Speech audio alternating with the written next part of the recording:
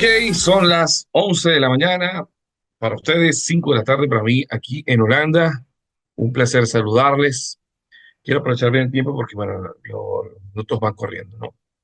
A todos los que ya están con nosotros en el proceso de la formación de este módulo, de esta materia, como pudieron observar, parte de nuestro estudio se concentra en hacerlo de manera transdisciplinaria y transcomplejamente. Porque desde mi perspectiva, hacer un doctorado en el paradigma reduccionista en el que estábamos, no aporta mucho a la sociedad y no aporta mucho al imaginario social de la gente sobre lo que es el desarrollo cognitivo de las ciencias. Bueno, y todo ese aparato teórico que se está formando constantemente. Pienso que el mejor autor que describiría este es Ken Wilber, pues es al primero que se le reconoce el intento de una teoría unificada.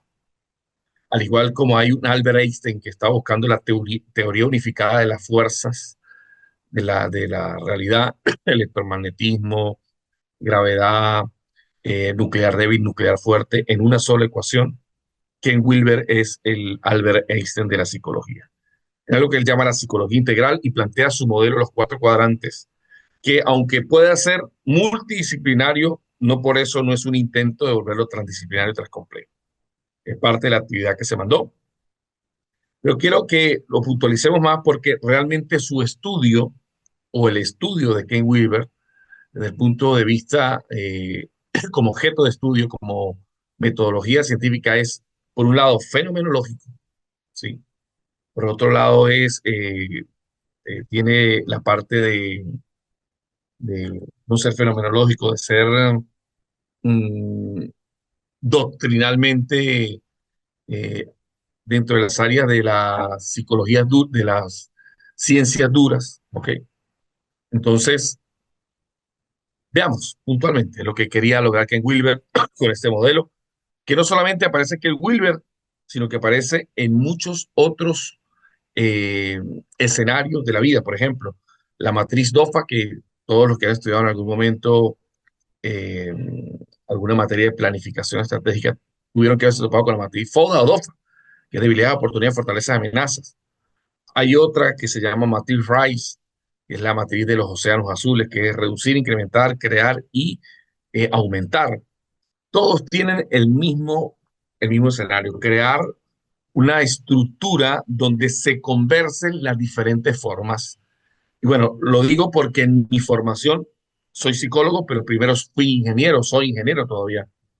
Y en la ingeniería nosotros estudiamos sistemas, estudiamos las estructuras de los sistemas y estudiamos cómo los sistemas, cuando están bien equilibrados, están bien en armonía, bueno, dan como resultado lo que nosotros queremos que den. Entonces, no puedo escapar, siendo psicólogo, simplemente a una mentalidad de la teoría. También busco la práctica porque es la parte que hace el ingeniero. Entonces, cada persona cuando conversa acerca de un fenómeno, conversa desde el paradigma donde él está estudiando.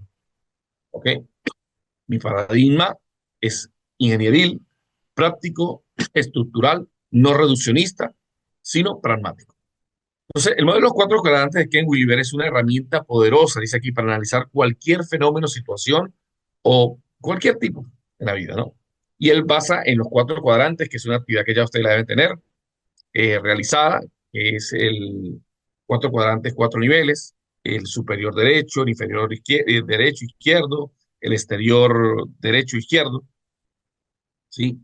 Y distinguen cada una de los cuadrantes en básicamente que uno es subjetivo, otro es más objetivo físico, uno es más subjetivo interno y otro subjetivo externo. Vamos a verlo para que podamos analizarlo correctamente. ¿Ok? El superior izquierdo de los cuatro cuadrantes de Ken Wilber, que ya lo tienen ustedes que haber tenido en el desarrollo del material que enviamos, ¿sí? Esto solamente es clarificar para que ustedes vean cómo la multidisciplinaridad lleva a la transdisciplinaridad, pero no necesariamente. La multidisciplinaridad se puede quedar dialogando entre las diferentes formas de estudiar el objeto. El objeto para Ken Wilber no es la conducta humana, es algo observable y medible. ¿Ya? Para Ken Wilber, su objeto de estudio es la conciencia. Y es a través de él que se crea la ciencia de la conciencia. ¿Ya? Hay una ciencia que estudia la conciencia, ¿sí? De diferentes matices. Desde la física cuántica podemos explicar la conciencia, que es lo que ha hecho, de alguna forma, un señor como Bruce Lipton, ¿ya? Que estudia la ciencia de la conciencia y cómo la conciencia o la mente detrás de la conciencia afecta a la célula. Puntualmente vamos a ver. Superior izquierdo. Este superior izquierdo habla del yo, pero del yo subjetivo, que tiene que ver con la conciencia, la experiencia subjetiva, pensamientos, emociones, cómo la persona vive internamente, cómo lo vive ella. Es supremamente importante. Está el inferior derecho, el superior derecho y el inferior izquierdo. Veamos los de arriba primero. El superior derecho o el ello, que es lo observable y medible, como el comportamiento, lo biológicamente y las acciones objetivas. Ya van a ver cuando veamos el desenlace. Está también, por otro lado, el inferior derecho, que son los sistemas sociales o estructuras donde la persona o el fenómeno en estudio, ¿sí? Se relaciona. Y está el inferior izquierdo, que es la cultura y los valores. Ojo, pareciera ser lo mismo el inferior derecho y el inferior izquierdo, pero no lo es, ¿no? Este es el sistema en el que la persona está y el inferior izquierdo es el grupo de valores y culturas que trasciende a los valores propios de la persona. Por ejemplo, yo crecí en Venezuela, pero Venezuela como religión es oficialmente el catolicismo, la mía es diferente. ¿Eh? Entonces, mis valores y culturas no dependen de los valores y culturas de Venezuela, porque tengo mi propio sistema de valores. Eso para explicarlo un poco, ¿ok? Entonces, la intersección de estos ejes, o sea, la suma en cada uno de ellos me da una mirada más holística de la conciencia o del objeto de estudio. En este caso, para que en Wilber es la conciencia. ¿Sí? Representan diferentes perspectivas y no por diferentes excluyentes, sino buscar la complementariedad. Estaba comiendo la semana pasada aquí en Sutemer con alguien y me decía algo que no entendía yo acerca de la mentalidad holandesa. Me dice, la mentalidad holandesa busca, en lugar de buscar diferencias, busca similitudes. En qué te pareces tú a mí? ¿En qué te pareces tú a mí? Pero ¿en qué te pareces en tú a mí para aliarme? ¿Sí? ¿O en qué te diferencias tú de mí para unirnos? Y él me dice, diferente a la mentalidad de los hindúes. Yo digo, ¿por qué? Porque los hindúes dicen, ¿en qué somos iguales? ¿Sí? Para competir o en qué somos diferentes para separarnos. Aunque pareciera ser, la cultura trasciende al sistema de valores de la persona. Nuestro sistema de valores en Venezuela, hoy podríamos decir que no tenemos prejuicios casi sociales con las diferentes naciones, a diferente de lo que está experimentando el migrante venezolano fuera de Venezuela. ¿Ya? Entonces, sigamos. Cada cuadrante ofrece una visión única e imprescindible para comprender cualquier fenómeno en su totalidad. Por eso decimos que las estructuras nos ayudan a observar mejor. Hay gente que quiere estudiar el comportamiento humano, pero lo estudia desde el paradigma reduccionista. Por ejemplo, el conductual desde el paradigma reduccionista de lo conductual. El cognitivista desde lo cognitivo-conductual reduccionista. Pero es que el ser humano no es solamente pensamiento y comportamiento, también es emoción, pero también es transpersonal. Ah, que eso no cuadra dentro de los estándares del enfoque sistémico, del enfoque psicológico en el que estamos, es asunto del enfoque.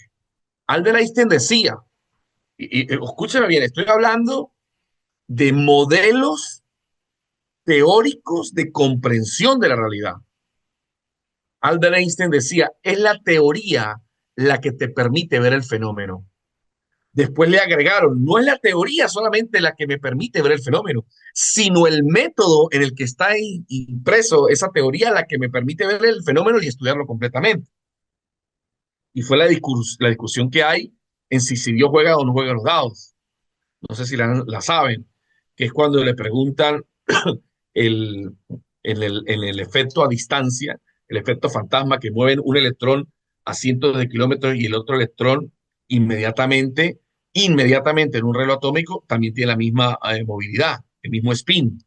Y entonces dicen, es imposible que lo haga en el mismo lugar porque por lo menos tiene que pasar milésimas de segundo, ya que la velocidad de la luz, nada viaja más rápido que la velocidad de la luz. Por lo tanto, a nivel cuántico, no hay separación. Y si no hay separación, la teoría con la que explica Albert Einstein, la teoría de la relatividad, se cae. ¿Por qué? Porque él explica a través de un modelo donde la velocidad de la luz es la que transmite la información. Entonces, él decía, es la teoría y el método. Entonces, aquí es para explicar un fenómeno social o un fenómeno psicológico, tenemos que adentrarnos a comprender que tal vez haya una comprensión mayor y superior que la que nosotros estamos experimentando. Por decirlo de alguna manera, todo nuestro entramado psicológico está por lo menos en estos dos de arriba, en estos dos de arriba, en el superior izquierdo y en el superior derecho. Veamos algunos ejemplos, pero vamos a primero explicar. El cuadrante superior izquierdo, experiencia interna, cómo la persona vive su pensamiento, sus emociones, las intenciones, desde la perspectiva individual. ¿Cómo está sintiendo la persona el fenómeno? O incluso no le pongamos persona, porque la conciencia también puede ser una organización, un organismo. ¿Cómo ese organismo vive, siente? Ajá, ¿y cómo puedo saber yo cómo siente y vive si él no me lo puede explicar? Ah, porque hay fenómenos exteriores que me lo pueden explicar. Sí, ya vamos a ver cuáles son esos, sería lo exterior, lo superior exterior. Por ejemplo, a través de la neurociencia podemos explicar cuál es el proceso neurológico que se da, cuánta bioquímica produce su cuerpo, ya. Y también tiene que ver, lo subjetivo tiene que ver con los valores personales, cuadrante superior izquierdo, creencias y valores personales que tiene la persona, su decisión y las percepciones. Todo este cuadrante superior izquierdo es lo que da la vida privada de la persona. Entonces, tendríamos que decir, dice que Wilber, esta es una perspectiva subjetiva de la vida, ¿sí?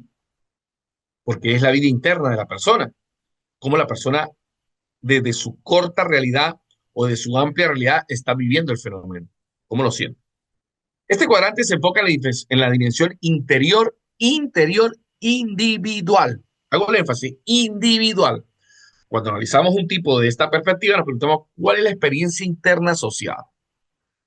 Y ahora imaginémonos que vamos a poner allí una enfermedad, ansiedad, depresión. Ya vamos para allá. ¿Qué pensamientos, emociones o intenciones genera un individuo? Y aquí viene el cuadrante a decirnos algo. Debemos hacernos preguntas a la experiencia individual como primer foco de estudio, que es la conciencia o cómo estudiamos la conciencia del individuo. ¿Cómo la estudiamos? ¿Qué es la conciencia? Todo aquello de lo que la persona tiene atención y capacidad de percibir. ¿Y qué significado personal le atribuye a alguien? Si es a un fenómeno de robo, migración, ¿cómo la persona lo percibe? ¿Sí? ¿Cómo percibe el exterior? Esta es parte de lo que nosotros conocemos como psicoanálisis, gestal, ya. De alguna forma, ahí convergen estas. Incluso un poco el cognitivo. Avancemos. El cuadrante superior derecho, ya, que es el ello, lo exterior, pero lo exterior que sigue siendo de la persona, que se puede de alguna forma medir, observar, cuantificar. Entonces, es el comportamiento observable. ¿Sí? Son medibles, acciones medibles que realiza un individuo en relación con lo que usted esté analizando.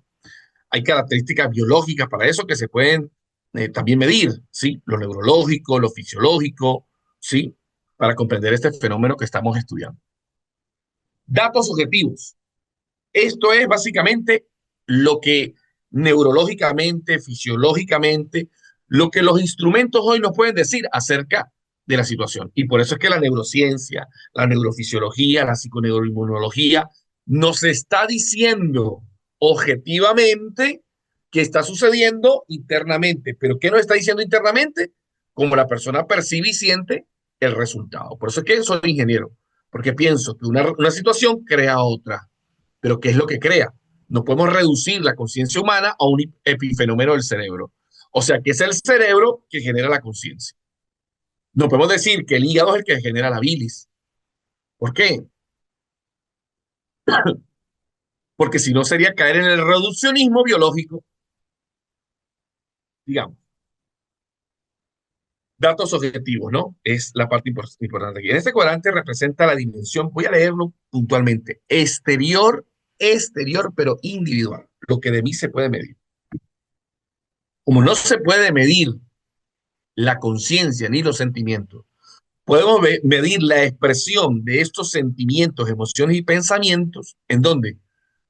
A través de las herramientas neurocientíficas, del conteo bioquímico, neurotransmisores, ¿sí? De la actividad neuronal, ¿m? De la presión arterial, pero es individual, exterior, o sea, observable. Leo, se centran los aspectos objetivos observables a nivel individual. Aquí nos preguntamos, ¿qué comportamiento podemos medir? Y aquí viene tal vez la limitante. Hay cosas que todavía no podemos medir, pero que el señor Elon Musk, no sé cuántos están observando, y en Israel ya patentaron un chip muy pequeñito que puede detectar el cambio en el pH de la persona y bioquímicamente se ha hecho un patrón para detectar qué tipo de sustancias generan el cáncer y él puede detectar y enviar una información a celulares, tecnológicos, a computadoras, cuando la persona está generando células cancerígenas. Hasta ese nivel y mucho más. O sea que la expectativa de vida del ser humano va a crecer. Esto nos indica que en algún momento de nuestra existencia se van a acabar las enfermedades terminales, degenerativas y crónicas. Ojo, cuando las podemos detectar a tiempo. ¿Cuáles son las propiedades físicas o estructurales de esa situación que quiero medir? ¿Cómo puedo medirlo? Entonces, recae aquí algo muy importante. Lo que no se puede medir, no se puede cambiar. Necesito medirlo. Si no medirlo, por lo menos observarlo. ¿Ya? Está el cuadrante inferior izquierdo, que es el nosotros, pero que son los valores compartidos. ¿Ya?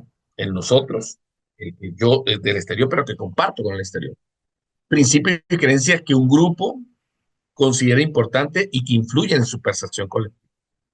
No es lo mismo que usted tenga una persona que practique mindfulness porque sea budista zen o practique yoga, reiki, a una persona laica que nunca haya escuchado eso o un fanático religioso que pregunte que eso es anticristianismo, anticatolicismo. No es lo mismo, hay unos valores compartidos. Ahora, el hacernos la pregunta por ese entorno nos da una intención como materia, introducción, ¿sí? A la psicología, pero desde el punto de vista transcomplejo, transdisciplinario, me hace pensar, ya va, aquí necesito una disciplina que me hable de esto. Entonces, esos significados intersubjetivos, ¿por qué? Porque no hay realidad total, no hay verdad total, hay verdades compartidas, hay verdades que funcionan más o funcionan menos, interpretaciones y sentidos construidos a través de la interacción social.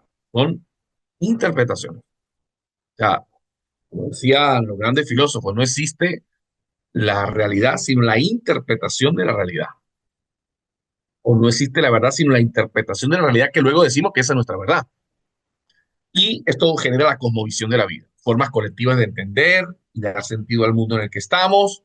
Sí, por ejemplo, yo tengo ejemplos eh, supremamente importantes en esto, ya que yo trabajo con multitud de gente religiosa aquí en Holanda y me dicen cosas como esta, me dicen cuando tiene una enfermedad, dicen, no, eso es el diablo, que se le metió el demonio. Entonces, esa cosmovisión no le permite hacer conciencia de tal vez un patrón que hay. En una oportunidad le dije a una persona que me dijo que la hija tenía dislexia, me dijo, pero yo ya sé qué le pasó a esa niña, Angelique. Pasó, me dijo, yo vi cuando un demonio se salió del televisor y se le metió en el ojo. Ese paradigma reduccionista, arcaico, siglo XII, no le va a permitir a esta persona hacer comprender que tal vez detrás de todo eso hay un patrón subjetivo de sistema de valores que está trascendiendo, pero ella quiere explicar esa realidad desde su punto de vista. Y de ese punto de vista, aunque la explique así, no va a sanar. ¿Se entiende? Entonces, no solamente importa la teoría con la que yo miro la cosa, sino el método con el que estoy mirando. ¿Okay? Y tenemos significados intersubjetivos, interpretaciones y sentidos construidos a través de la interacción y las normas culturales. Reglas implícitas y explícitas que guían el comportamiento de un grupo social. A mí me parece que una de las buenas críticas que yo hice aquí en una charla que di a unos jóvenes aquí, ¿qué le parecía a ellos la vestimenta de Zelensky cuando se presentó delante de Donald Trump? La mayoría aquí me respondió, aquí en Holanda, que estaba bien. ¿Por qué estaba bien? Porque él es auténtico, porque él quería ser él. Y entonces uno alcanza a ver que aquí son básicamente, Holanda es mentalidad ingenieril, son los mejores ingenieros hidráulicos del mundo. Por lo tanto, su mentalidad es práctica, buscar soluciones prácticas. No, entonces, ellos ven que esta persona no se vistió de corbata porque se sentía bien así. Entonces, como ellos se sienten, como actúan. Pero nosotros preguntamos en cualquier parte, en Latinoamérica, decimos, ya va, pero yo estoy representando un país, entonces es el paradigma en el que estoy. Las normas culturales a las que yo estoy, de alguna forma, acostumbrado a medirme. Este cuadrante aborda la dimensión interior pero colectiva, lo que trasciende a mi mente de lo social. Se enfoca en aspectos culturales y los significados compartidos. La pregunta clave aquí son, ¿qué valores culturales están relacionados con este tipo de persona? ¿Qué cree esta persona que puedo yo entender que pueda estar haciéndole ruido adentro o una sensación para si es una enfermedad lo que estamos estudiando? Si es depresión, si es ansiedad, si es para explicar una bipolaridad en un niño. Lo que yo quiero decirles a ustedes es que porque hoy la ciencia, supuestamente la ciencia, a ver, dice esa enfermedad es multifactorial, eso no es científico. Es como que yo llegue hasta un muro y diga, de aquí para allá, no sé qué hay. Pues eso no es ciencia, porque la ciencia es especificidad. Entonces, cuando vamos a explicar los diferentes patrones que hay, porque esa es otra cosa, aquí no hay líneas reductivas, aquí hay patrones como la teoría de cuerdas. La teoría de cuerdas que nos dice más o menos que hay diferentes niveles de vibración que se unifican finalmente en algo, un fenómeno físico. Entonces, una teoría de la física cuántica viene a explicarnos que a veces hay fenómenos que no lo sabemos explicar porque hay muchas causas detrás confabulando para ese fenómeno. Y ya va a ver usted cómo esa dimensión de alguna forma puede ser lo sistémico de la persona en la que está integrada. Y entonces esto da parte, así como la primera y la segunda dio parte al psicoanálisis gestal o al cognitivo-conductual o al conductual, la tercera tiene que darnos pie a entender que debe haber un fenómeno psicológico, ¿sí?, que pueda explicar esas interacciones, la interna subjetiva y la externa subjetiva, que tiene que ser más o menos el paradigma sistémico, que dicho sea de paso, Ilian Prigogine y Maturana, que eran biólogos, tienen esa forma de explicar los fenómenos biológicos y de los fenómenos biológicos que son leyes de la naturaleza, los llevan bueno, Rafael Echeverría y otros grandes pensadores los llevan a entender, explicar mejor el fenómeno psicológico, ¿sí?, traído de lo sistémico biológico. O sea, no puedo solamente explicar los sistemas biológicos sin entender que todo sistema que tiene una jerarquía, que tiene una funcionabilidad, una ecoorganización, también fluyen dentro de los sistemas psicológicos de la persona. Ojo con eso. ¿Qué narrativas colectivas dan sentido a este fenómeno? ¿Qué dice la persona para darle sentido a este fenómeno? ¿Qué cuenta? ¿Qué no cuenta? ¿Qué se habla en su sistema familiar? ¿Qué no se habla? Entonces empiezan a aparecer allí una forma de entender el fenómeno que solamente lo reducíamos, haga esto, diga esto, a algo mucho más profundo. Usted puede quedarse donde quiera, en cualquier acera de la psicología, pero como estamos en un doctorado, tenemos que aprovechar la complejidad o la transcomplejidad. Cuadrante inferior derecho, el sistema. Ojo, el sistema. Sistemas sociales, estructuras organizativas que regulan y facilitan la interacción social, ¿sí? Estructuras económicas, cómo eso influye, tecnología e infraestructura y políticas y regulaciones. Usted puede pensar, ¿esto influye en la vida de la persona? Por supuesto que sí, ¿sí? Los sistemas sociales influyen, ¿sí? Los sistemas sociales tienen que ver también con el lenguaje, los idiomas, la tecnología y la infraestructura que hoy tenemos nosotros cabalgando la inteligencia artificial y que muchos de vosotros, y en el cual también me cuento, estamos un poco desfasados del hilo de la historia. Entonces, esos sistemas influyen para explicar el fenómeno de por qué muchas personas están hoy sintiéndose frustradas en el empleo, sin rendimiento. Porque aunque hay un cuadrante que pueda explicar mejor la forma de que usted sea más competente, usted hoy no está mirando que hay un cuadrante realmente que te ofrece una posibilidad de verte de una manera diferente. ¿Okay? En este cuadrante representa la dimensión exterior colectiva, ¿sí? Sistemas sociales, como lo dije, y el entorno material. Aquí nos preguntamos, ¿qué sistemas o instituciones influyen en este tipo de cosas, en este fenómeno? ¿Cómo influyen? ¿Y qué influye? ¿Está en un sistema eclesiástico? ¿Está en un sistema económico socialista? ¿Está en un patriarcado? ¿Vive en Rusia? ¿Vive en China? ¿Sabe usted, por decirles un dato a la ligera, que ahora mismo recuerdo, las japonesas no enfermaban de cáncer de seno, o era el menor índice de cáncer de seno en el mundo hasta que se abrieron a vivir en Estados Unidos? ¿Por qué? Bueno, porque el sistema o la estructura eh, cultural de Norteamérica influyó sobre la cultura propia del individuo y empezó a sentirse no tan bonita, empezó a compararse y empezaron a aumentar los índices de cáncer de seno. Se puede atribuirlo también a la alimentación, pero los estudios que se hicieron comían igual que en Japón, los valores internos se conservaban, pero había algo que estaba diferente. Se estaban operando, algunas estaban haciendo más arreglos estéticos. Cada uno de estos cuadrantes realmente tiene la oportunidad de enseñarnos cómo aprender a estudiar el fenómeno llamado conciencia, que después se va a ramificar en conductas observables y medibles, en sistemas de familia y, por supuesto, en sistemas sociales, culturales. O sea que hay una creación desde la conciencia hasta lo que vemos finalmente en los sistemas, pero también los sistemas influyen. C, eso en transcomplejidad se llama ecoorganización o psicocibernética o cibernética como tal. Entonces tenemos el cuarto cuadrante y hablando un poco más, la aplicación práctica, vamos a hacer un ejemplo del teléfono, por ejemplo, mi experiencia personal con mi teléfono, cómo me siento al usarlo, conectado, distraído, mis pensamientos sobre la utilidad, mis intenciones, uso ciertas aplicaciones, mis creencias sobre la tecnología. Este es mi mundo interno. El ello, las especificaciones del teléfono, qué tipo de procesador necesito, la memoria, la cámara, mi comportamiento al usarlo, la frecuencia con la que lo uso, las aplicaciones utilizadas. Sí, o sea, todo lo que realmente es un dato objetivo está allí en ello.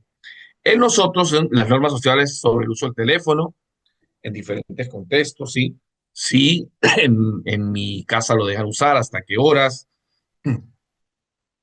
Eh, el significado cultural que tengo, por ejemplo, he visto por las redes sociales La algo que me llama atención la atención y tiene que y ver, tiene que ver con, a una muchacha le preguntan, le dicen esto, le dicen,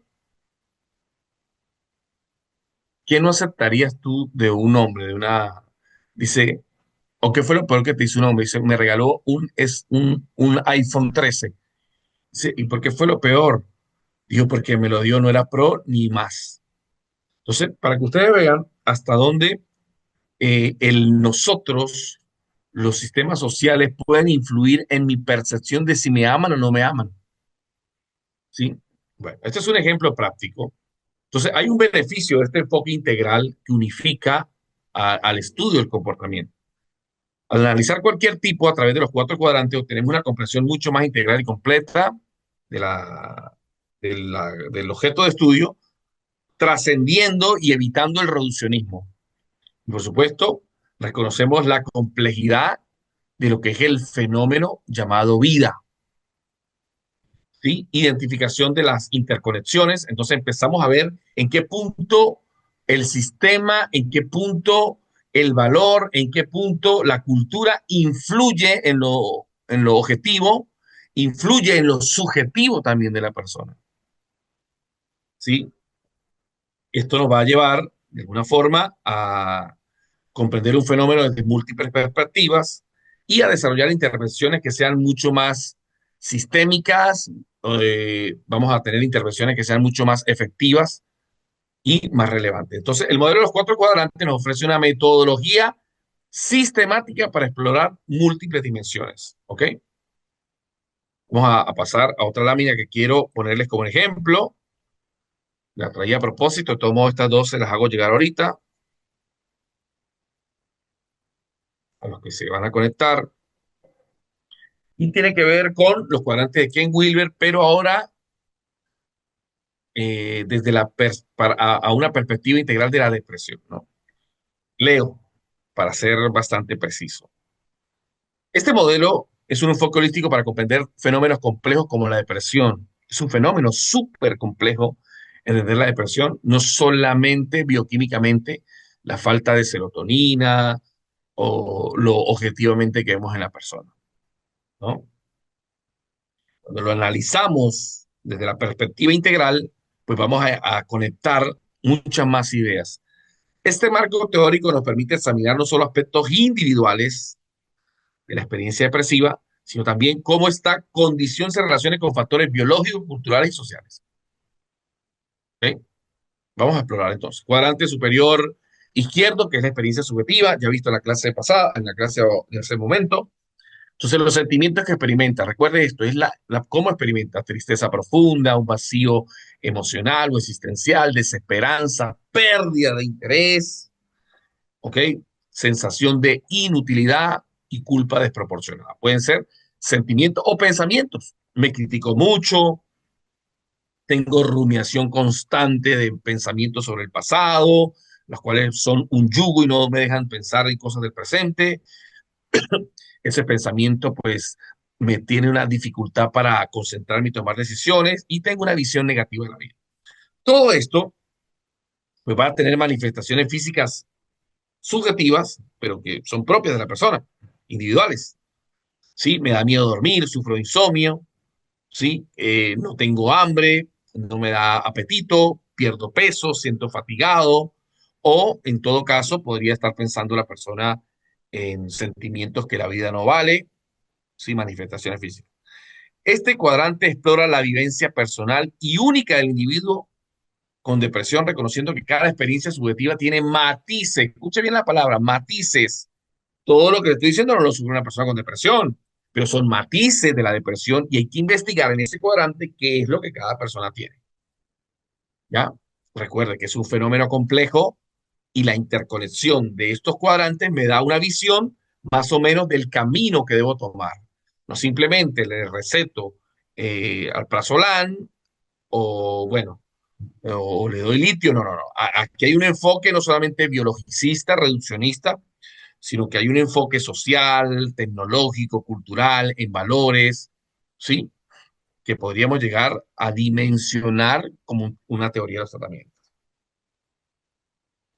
Cuadrante superior derecho, el comportamiento y la biología, lo observable, puede ser genéticamente, puede haber una predisposición genética, ¿sí? Aunque el señor Bruce Lipton nos dice que esta predisposición genética no es otra cosa, visto desde el reduccionismo genético, ¿sí?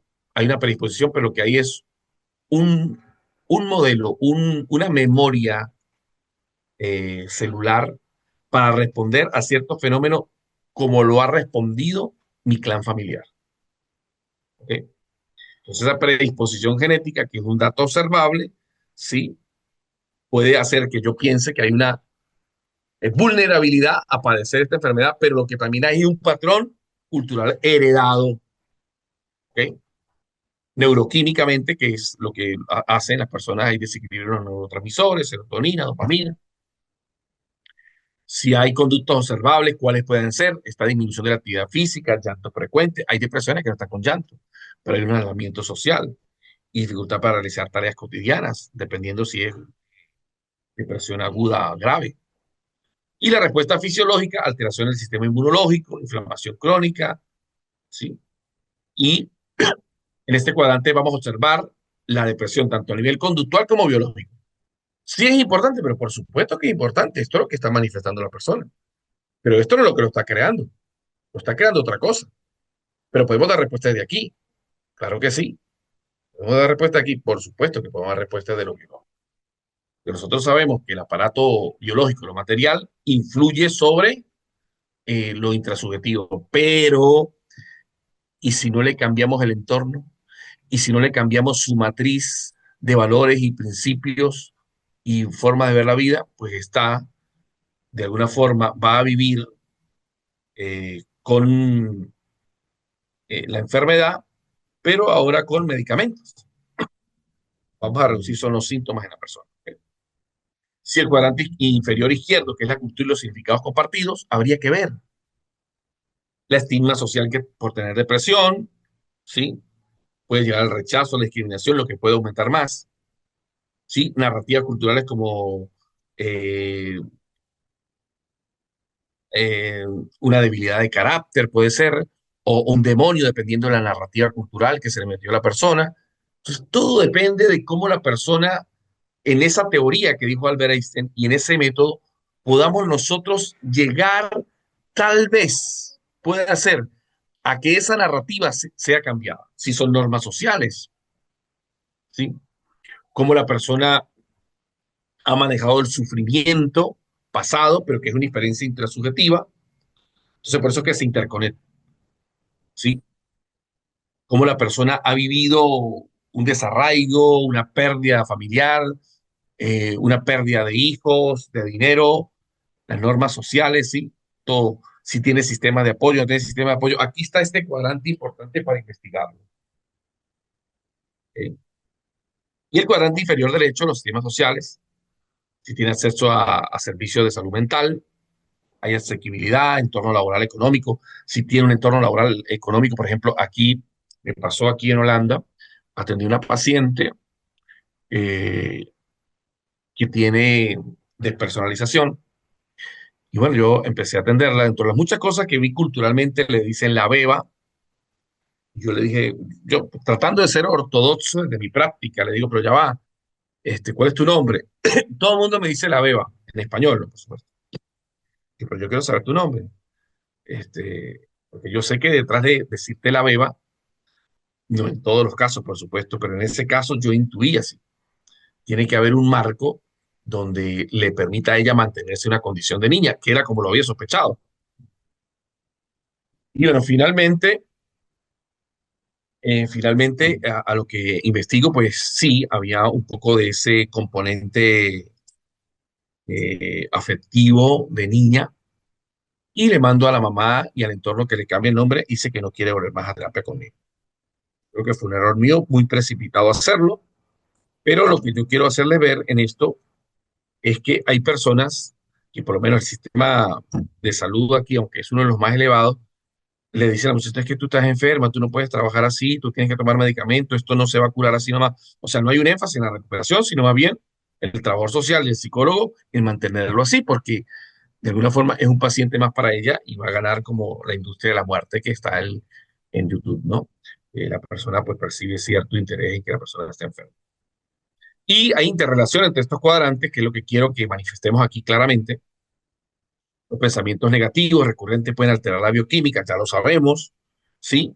Y manifestar comportamientos observables como el aislamiento. Este sería unir el cuadrante uno, el cuadrante 2 con el cuadrante 3. Superior derecho e inferior izquierdo, ¿sí? Superior derecho, los avances en la neurociencia modifican las interpretaciones culturales sobre la depresión, reduciéndola a un simple desequilibrio químico. ¿ya? Pero ese desequilibrio químico podríamos ir a ver cómo está experimentando ella lo subjetivo o cómo está experimentando ella los valores de alguna pérdida. Conversaba ahorita con alguien y le decía que dentro de lo que los autores que he leído, siempre los autores les gusta saber, o perdón, a la gente le gusta saber por qué ha enfermado. Y tal vez la psicología no pueda explicar todos los procesos por ahora, en algún momento lo explicaremos, pero el hecho de que una persona pueda literalmente decir por qué ha enfermado, o se le puede decir por qué ha enfermado, entender la causa le hace mucho bien. Y usted me preguntará por qué. Porque la gente a lo que entiende en dónde está la raíz, él quiere saber si es inocente o cuán culpable es o cuán responsable es. Y lo que hacemos nosotros cuando entramos en ese punto, si es inocente o culpable, cuán inocente era en ese momento de acuerdo al grado de evolución que tenía. Entonces, me parece a mí que un método explicativo así ayuda al cliente a mantenerlo en un contexto mucho más de dominio personal y de responsabilidad, que finalmente es lo que necesita una persona para ser autónoma y ser de alguna forma saludable. ¿Ok? Entonces puede ser un diagnóstico integral, porque integramos los subjetivos, los valores, las neurociencias, tiene un conteo de serotonina bajo, aparte de eso tienes una expresión emocional inadecuada, o sea, damos un diagnóstico más integral. El tratamiento va a ser multidimensional, no solamente medicamentos, fármacos o repetir palabras o técnicas aisladas, sino capaz que a veces sea simplemente una transformación cultural lo que necesita esa persona, ¿ok? O reformar los sistemas de salud o las políticas públicas o que la persona cambie de sistema y de ambiente. Bueno, quiero dejar hasta allí la clase y decirles que voy a enviarles las guías, el material. Hay gente que solamente me ha entregado una sola actividad hasta esta hora. Y bueno, decirles que aquí estoy para algunos otros comentarios. Veo que en esta segunda hora no entraron.